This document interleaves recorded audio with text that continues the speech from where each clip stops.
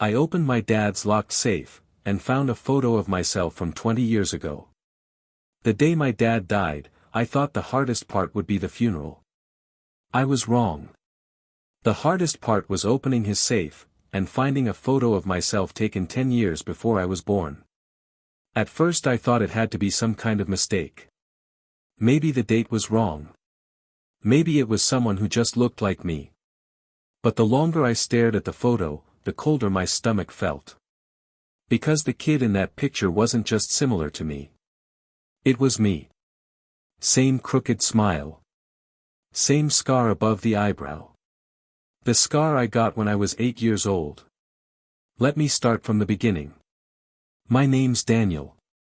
I'm 27, and up until a few months ago I thought I had a completely normal life. My dad raised me alone after my mom died when I was a baby. At least that's what he always told me. He was a quiet guy. Worked as a mechanic. Never talked much about the past. But he was a good father. Every Saturday we'd get burgers from the same little diner. Every summer we'd go fishing at the same lake. My childhood was simple. Predictable. Normal. Or at least, that's what I thought. When my dad died from a heart attack 3 months ago, I had to go through his house and sort everything out. Most of it was exactly what you'd expect. Tools. Old clothes. Boxes of random junk. But there was one thing that stood out. A small metal safe in the back of his closet. I had never seen it before. The weird part? It was already unlocked. Inside were only 3 things. A stack of cash. An old notebook. And a photograph. The photograph is what stopped me cold. It showed a little boy sitting on the hood of a car. He looked about 6 or 7 years old. He was smiling at the camera. Behind him was a gas station that clearly hadn't existed for decades. But the boy looked exactly like me. At first I laughed. Seriously. I thought it was some weird coincidence.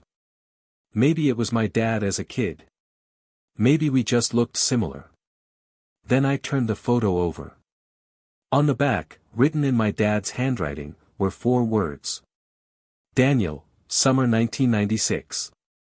I was born in 2001. My first reaction was anger. I thought my dad had been messing with me somehow. Maybe it was some inside joke. But my dad wasn't the kind of person who made jokes like that. Not even close. So I opened the notebook. And that's when things got disturbing. The notebook wasn't a diary. It was more like records. Dates. Times. Short notes. At first they didn't make sense. Entries like Daniel, first tooth lost. Daniel, broke arm, playground fall. Daniel, first day of school. I flipped through pages faster and faster. Because every entry described something that had happened in my childhood. But the dates. The date started years before I was born. My heart was pounding by that point. And then I saw something that made my hands shake. One page had a full paragraph instead of just a short note. It said, subject stable. Timeline holding. If interference happens again, we move earlier. I remember sitting there on my dad's bedroom floor for almost an hour. Just staring at that line. Trying to come up with any logical explanation. There wasn't one. So I did the only thing I could think of. I asked my aunt. My dad's older sister. The only other person left in the family. When I showed her the photo, she went completely silent. Like, scarily silent. Then she asked me a question that made my blood run cold. She said, "Where did you find that?" I told her about the safe. About the notebook. About the dates. She didn't say anything for a long time. Then she said something I will never forget. She said, "Your father told me I should never tell you." At that point I felt like my entire life was turning into some kind of nightmare. So I pushed her. I told her I deserved to know the truth. And finally, she told me something that made the entire situation even worse. According to her, my dad didn't have a son until he was almost 50. He had tried for years. Doctors told him it was impossible. He couldn't have kids. Then one day, he disappeared. For 6 months. No one knew where he went. No calls. No explanation. Nothing. And when he came back, he was holding a baby. Me. He told everyone the same story. That he had been traveling. That he had met a woman. That she died during childbirth. And that he was bringing his son home. No one questioned it. Because my dad looked exhausted. Different. Like something had changed him. But my aunt told me one last detail. Something she had never told anyone before. The day my dad came back.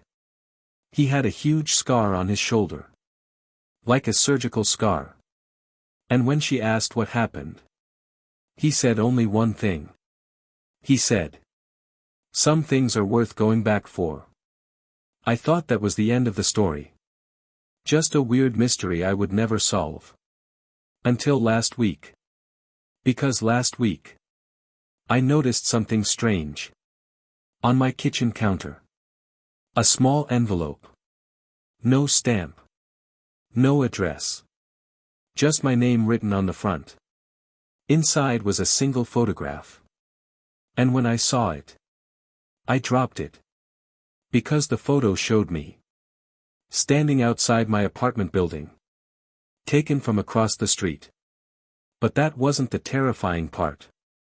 The terrifying part was the date written on the back. Daniel, April 2036. That's 10 years from now.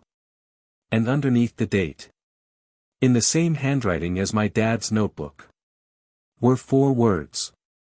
Timeline unstable again.